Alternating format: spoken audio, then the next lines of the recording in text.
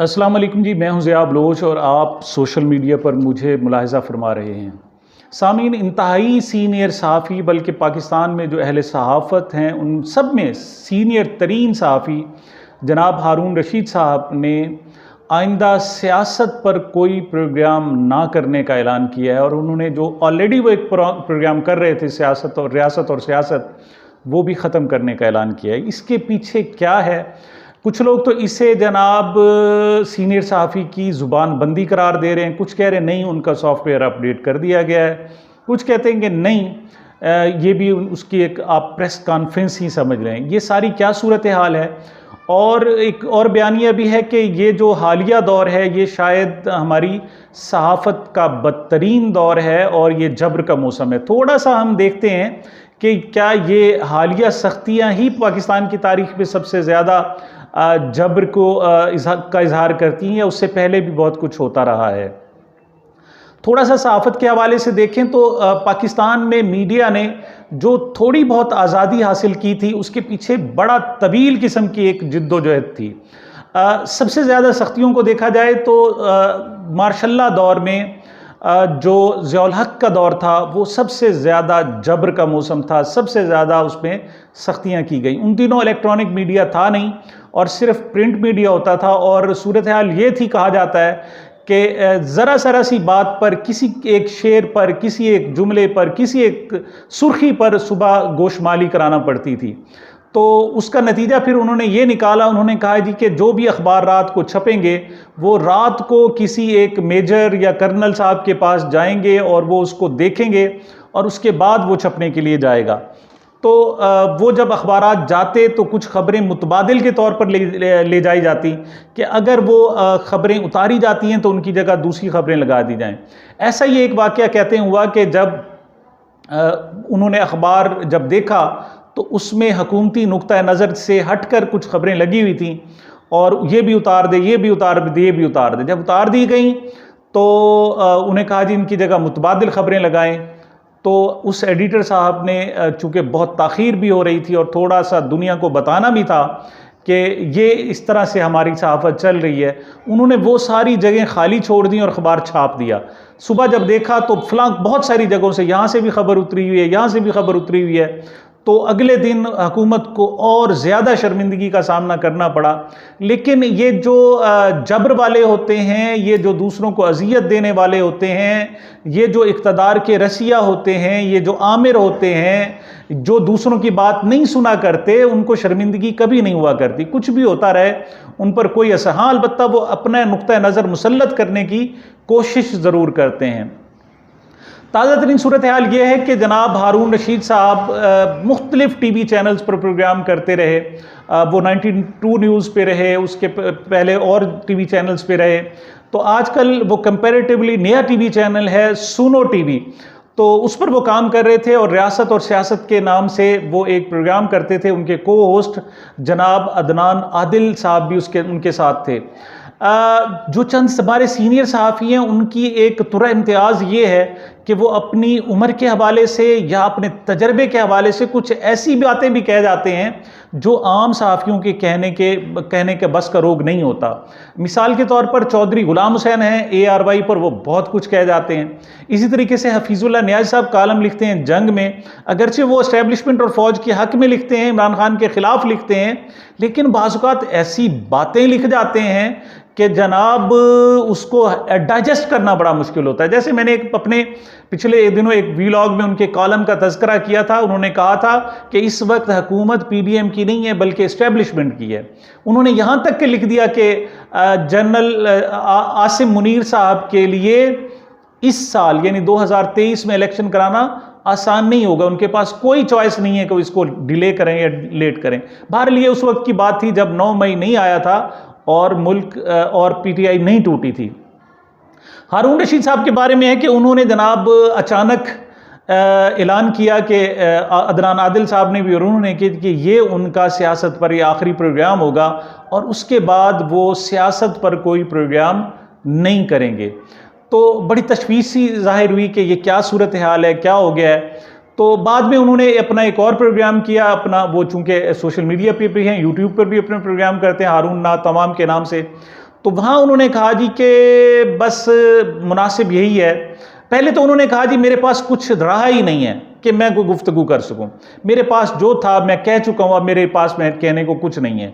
अच्छा, साथ उन्होंने अहले सियासत के हवाले से कहा कि रिवायती जो सियासी पार्टी हैं, उन्होंने कहा जी उसमें गलाजत ही इतनी है कि मैं मजीद बात नहीं कर सकता, लिहाजा मेरे आइडियल ये सूरत हाल है कि मैं लिखूं और मैं लिखने की कोशिश करूंगा। लेकिन उन्होंने कहा जी कि जो प्रिंट मीडिया बहुत ज़्यादा महदूद हो चुका है, इंतहाई श्रिंक हो चुका है, उसकी रीडरशिप बहुत थोड़ी है, उनके इम्पैक्ट नहीं है, तो ये भी ज़रूरी है कि मैं साथ main stream media, electronic media और साथ सोशल मीडिया पर भी बात करता रहूँ। खरी बात करते हैं, खुलकर बात करते हैं, उन सहाफ़ियों में से हैं जिन पर करप्शन के इल्ज़ामात नहीं हैं, जो साफ़ सुथरे लोग हैं। और हारून रशीद साहब के बारे में कि ये पीटीआई, प्रो पीटीआई रहे, मिसाल के तौर उन लोगों में शामिल हैं जिन्होंने शुरू में इमरान खान साहब की परवरिश की, उनकी सियासी परवरिश की, उनको परवान चढ़ाया और उनकी शख्सियत की तामीर में मशवरे दिए और बहुत कुछ किया। लेकिन ये बात नहीं है कि वो हमेशा इमरान खान के हामी रहे हैं, वो मुखालफत भी करते रहे हैं, डट कर मुखालफत करते रहे हैं, इतनी मुखालफत करते रहे कि बाज़ औक़ात ये होता था कि इमरान खान का जनाब हारून रशीद साहब भी साथ छोड़ गए। तो लेकिन उनके ताल्लुकात रहे और मुलाकातें उनकी कम हो जाती रही जब वो वज़ीर आज़म थे, लेकिन उनका ताल्लुकात रहे। तो अब जनाब सूरत हाल ये है कि वो कहते हैं, वो ख़ुद भी कहते हैं, अब जब आखिरी प्रोग्राम उन्होंने कहा जी कि बात ये कि जब बहुत ज़्यादा बारिश हो रही हो, ओले पड़ रहे हों, तो ज़रूरी नहीं है कि आप जनाब उन ओलों में खड़े रहें। अगर आप कुछ वक्त के लिए मकान के अंदर चले जाते हैं और साए में चले जाते हैं तो इसमें कोई कबाहत नहीं है। ज़रूरी नहीं है कि आप जनाब टकरे मारते रहें दीवार के साथ और अपने आप को ज़ख्मी करते रहें। एक बात उन्होंने ख़ास तौर पर कही, उन्होंने कहा जी कि मुझे जो मालकान है, सुनो टीवी के मालकान हैं, उन्होंने मजबूर नहीं किया, लेकिन हक़ाइक़ ये हैं कि जनाब उन्होंने आकर तमाम सूरत हाल हारून रशीद साहब के सामने रख दी।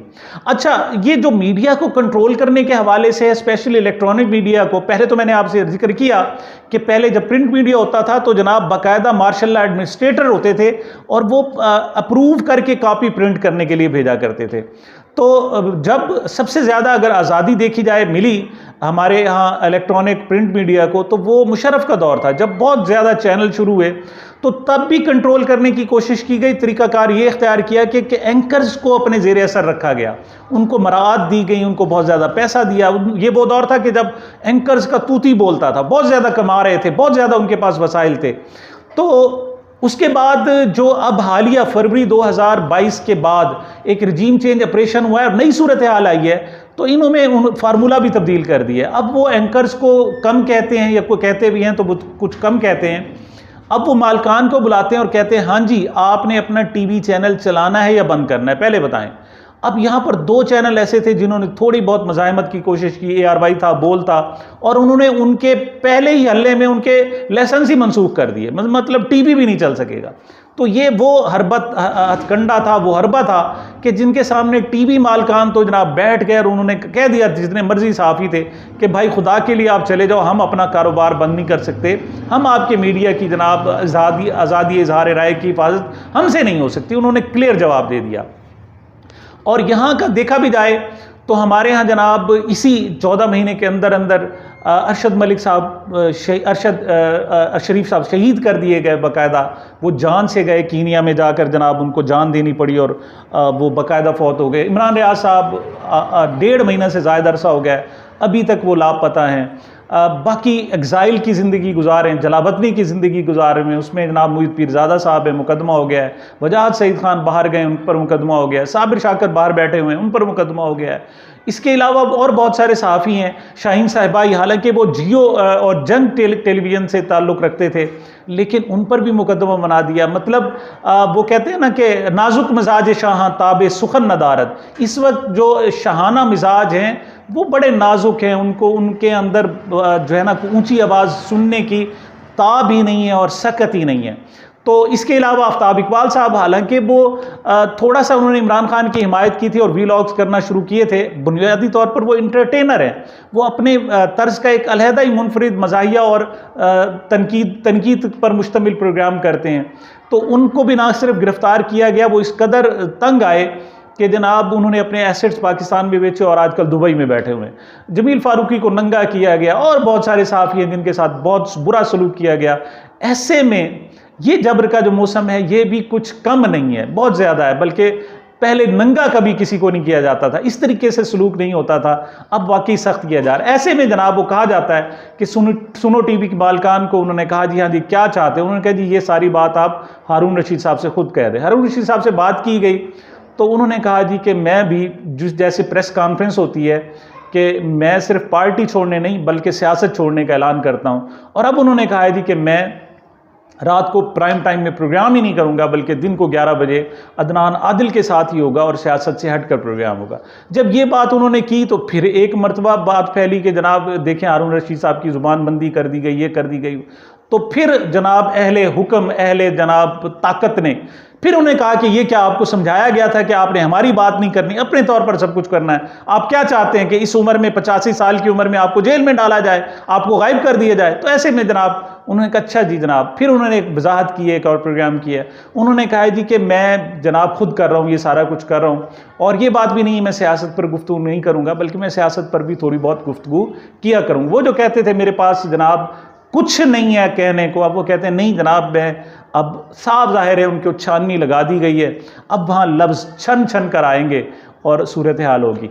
तो ये जनाब अब तक की अपडेट्स थी। आप ये मुझे बताएं कि पहले वाला जबर का मौसम बदतरीन था या आज है? सहाफ़त क्या आज इस वक्त तो सहाफ़त ज़िंदा भी नहीं, उसकी रूह ख़त्म कर दी गई और नीम मुर्दा है और एक ढांचा सा पड़ा हुआ है और उसमें से ताफ़ुन की बू आ रही है। मेरा तज्जिया तो ये है, आप बताइएगा कि अहले सियासत अहले सहाफ़त के साथ क्या करने जा रहे हैं। और अब आफ्ताब इकबाल भी नहीं बोलेंगे, अब हारून रशीद साहब भी नहीं बोलेंगे, औरिया मकबूल जान भी सोच समझ कर बात किया करेंगे, और बाकी सहाफ़ियों पर भी बोल टीवी पर IRY पर हमेशा वही जो नुक्ता नज़र जो साहिबान इक़्तिदार सुनना चाहते हैं सिर्फ वही पेश किया जाएगा, अपोजिट कोई बात नहीं की जाएगी। अपनी राय से ज़रूर आगाह कीजिएगा। सामिन मुझे मेरे इस चैनल को अपनी मोहब्बतों और दुआओं में याद रखिएगा। मिलते हैं छोटे से वक्फे के बाद।